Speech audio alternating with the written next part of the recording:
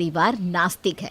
उसके घर में कोई भी आदमी ना पूजा पाठ करता है, ना ही भगवान को मानता है।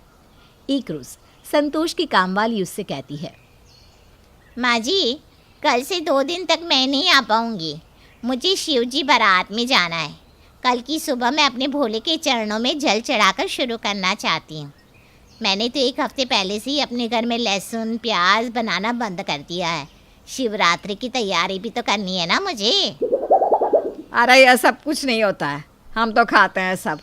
हम तो कोई पूजा पाठ भी नहीं करते। कौन सा हम लोग मर गए? किसी जन्म का पुण्य है जो चल रहा है अब तक। मैं तो नहीं आऊँगी। इतना कहकर कामवाली वहाँ से चली जाती है।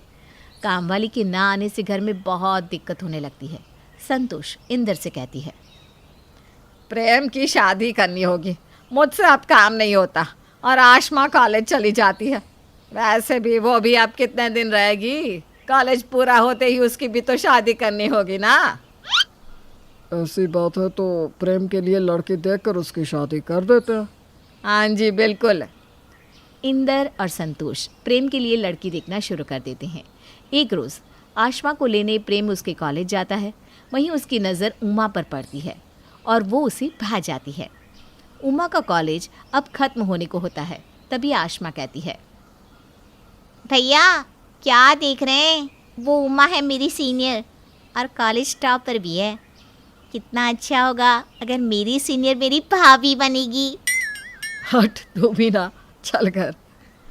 आशमा घर जाकर संतोष को सब बता देती है और संतोष इंदर के साथ अगले ही दिन उमा के घर प्रेम का रिश्ता लेकर पहुंच जाती है।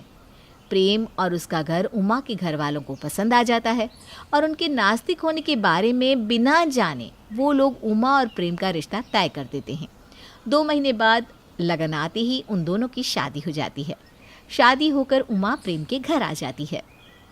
अब तो खुश हो ना तुम? तुम्हारा हाथ बटाने के लिए बहू जो आ गई है। हाँ जी, बिल्कुल। संतोष के घर का माहौल खुशमयी हो जाता है। अगले दिन उमा जैसे ही उठती है, वो नहा धोकर सूरज को जल चढ़ाती है और केला की पूजा कर घर में मंदिर देखने लगती है पूजा करने के लिए। मंदिर नहीं है क्या इस घर में? भगवान की एक भी तस्वीर नज़र नहीं आ रही है। ये कैसा घर है? आज तक तो मैंने ऐसा कोई घर देखा ही नहीं। उमा के हाथों में पूजा का लोटा देखकर संतोष कहती है, ये सब क्या करने लगी हो तुम बहू? हमारे घर में कोई पूजा पाठ नहीं करता। अरे ये सबसे कुछ नहीं होता है, ये ना सब टाइम की बर्बादी है। माँ जी ये क्या? भगवान तो हर जगह है, वो कण कण में है। मेरे घर में मंदिर नहीं बनेगा, तुझे जो करना है कर। हमें पूजा करने या उसके बारे में कोई ज्ञान मत देना। उमा को धक्का लग जाता है और वो ज़मीन में बैठ जाती है। ये क्या हो गया? मैं अपने भोले की पूजा नहीं छोड़ सकती। एक ना एक दिन इस घर में सभी आस्तिक बन जाएंगे। उमा किसी से कुछ नहीं कहती और पूजा की थाली सजाकर अपने घर के सामने शिव मंदिर में पूजा करने चली जाती है।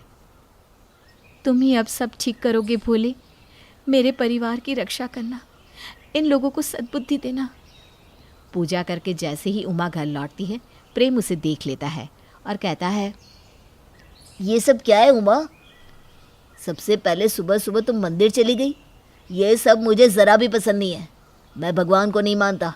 तुम्हें भी पूजा करने की ज़रूरत नहीं है। इन सब वहम से जितना दूर रहोगी उतना अच्छा है। सुबह सुबह मेरा मूड ख़राब कर दिया तुमने। प्रेम उमा को सुनाकर चला जाता है। आशमा उमा से कहती है, भाभी, मेरी प्यारी भाभी, आपको इतना अच्छा परिवार मिला है, इतना प्यार करने वाला पति मिला है। इन सबको एंजॉय करो ना। इस पूजा पाठ के चक्कर में पड़कर खुद का नुकसान क्यों कर रही हो? इस पूजा पाठ ने ही मुझे तुम्हारे भैया से मिलवाया। मैंने 16 सोमवार बहुत मन से किए थे। उसी के आशीर्वाद के रूप में भोले बाबा ने मुझे तुम्हारे भैया को पति के रूप में दिया। सच में ऐसा होता है क्या भाभी? जो चाहो वो मिल जाता है क्या? हाँ बिल्कुल। तुम एक बार मेरे भोले में आस्था रखकर तो देखो, तुम्हें भी तुम्हारा मन चाहा वर मिल जाएगा। उमा की बातें सुनकर आशमा के मन में भी आस्था जाग उठती है। प्रेम के डर से उमा सुबह 5 बजे ही नहा धोकर शिव मंदिर के लिए निकल जाती है और दिन भर ओम नमः शिवाय के जाप करती रहती है। दिन बीतने लगते हैं। सब कुछ अच्छा चल रहा था। एक रोज़ आशमा उमा से कहती है, भाभी, मैं भी ना 16 सोमवार करना चाहती हूँ। मुझे शिव जी मेरे पसंद का वर देंगे ना? हाँ हाँ बिल्कुल, कल ही सोमवार है। तुम सुबह मेरे साथ मंदिर चलना, मैं पूजा की सारी तैयारी कर लूँगी। थैंक यू भाभी।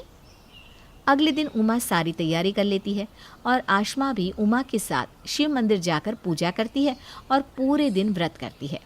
आशमा के घर में सबको जब ये बात पता लगती है कि आशमा ने व्रत रखा है तो वो लोग उमा पर भड़क जाते हैं।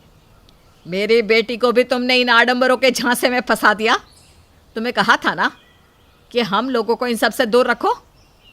देखो, अगर ज्यादा तुमने ऐसा कुछ किया ना तो तुम्हारे भी पूजा पाठ बंद करवा दूंगी मैं। तभी वहाँ आशमा आकर कहती है, भाभी ने कुछ नहीं किया, मैंने अपने मन से ही 16 सोमवार का व्रत किया है। उमा के घर का माहौल अब खराब हो जाता है। इसी तरह दिन बीतने लगते हैं और जैसे ही आशमा का 16 सोमवार का व्रत पूरा होने को होता है, माधव का रिश्ता आशमा के घर चलकर आ जाता है। माधव वही लड़का होता है जिसको आशमा मन ही मन चाहती थी। भाभी सच्ची कहती है, भोले बाबा सबकी सुनते हैं। भगवान शुक्रिया मेरे माधव को मेरा बनाने के लिए। आशमा की आस्था भोले में और भी पक्की हो जाती है और वो आस्तिक बन जाती है। माधव और आशमा की शादी हो जाती है और शादी करके आशमा अपने ससुराल चली जाती है। दिन बीतने लगते हैं और एक दिन उमा संतोष, प्रेम और इंदर के साथ घूमने के लिए मनाली जाती है। 4 दिन तो सभी मज़े करते हैं। वहाँ उमा के लिए मंदिर जाना मुमकिन नहीं था, इसलिए वो उठने के साथ ही होटल के कमरे से ही सूरज को प्रणाम कर शिव जी को याद कर लेती है और मन ही मन उनका मंत्र जाप करती रहती है। चौथे दिन रिटर्निंग के समय प्रेम कहता है, माँ, हमारी ट्रेन मिस हो गई। अब क्या करें, कल तो हमें किसी भी तरह घर पहुंचना होगा। आसमा और माधव जी पहली बार घर आने वाले हैं। ठीक है, तो फिर मैं गाड़ी बुक करता हूँ, उसी से चलते हैं। ये बर्फीले और पहाड़ी रास्ते से कार से जाना खतरे से खाली नहीं है। अरे कुछ नहीं होगा, आप लोग चलने की तैयारी कीजिए। प्रेम गाड़ी बुक करता है और चारों गाड़ी में बैठकर अपने घर के लिए निकल जाते हैं। उमा निरंतर ओम नमः शिवाय का जाप करती जाती है। मेरे परिवार की रक्षा करना भोलेनाथ, हमें सुरक्षित घर पहुंचा देना। गाड़ी में प्रेम अंग्रेजी गाने बजाता रहता है और अचानक तेज आंधी और तूफान चलने के कारण ड्राइवर को दिखाई नहीं देता और गाड़ी खाई की ओर आधी लटक जाती है। सभी मदद के लिए चिल्लाने लगते हैं, कोई है, हमारी मदद करो, हेल्प हेल्प, बचाओ बचाओ। सभी गाड़ी का दरवाज़ा ज़ोर ज़ोर से बजाने लगते हैं। तभी उमा दोनों हाथ जोड़े शिव जी को पुकारने लगती है, हमारी रक्षा करो, ये मेरी नहीं तुम्हारी इम्तिहान की घड़ी है भोले।